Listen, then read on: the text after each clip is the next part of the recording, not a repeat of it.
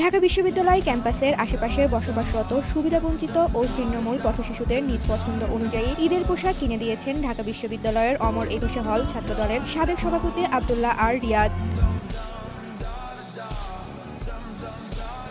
শনিবার রাজধানীর eastern plaza মার্কেটে প্রায় 25 থেকে 30 জন পথশিশুকে নিয়ে যান এই ছাত্রদল নেতা। সেখানে শিশুদের নিজেদের পছন্দ মতো পোশাক বেছে নেওয়ার সুযোগ দেওয়া হয়। মূলত সমাজের সুবিধাবঞ্চিত এই শিশুদের ঈদের আনন্দে শামিল করতেই তার এই বিশেষ রাজনীতি মানেই হচ্ছে সমাজসেবার ব্রত।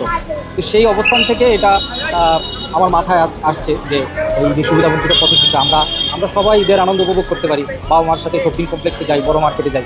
দেখুন, আমি যদি চাইতাম হয়তো কোনো একটা মার্কেট থেকে কাপড় চোপড় কিনে ওদেরকে দিয়ে দিতে পারতাম, কিন্তু এটা আসলে ওদের যে শপিং করার যে আনন্দ, এই আনন্দটা ওরা পেত না।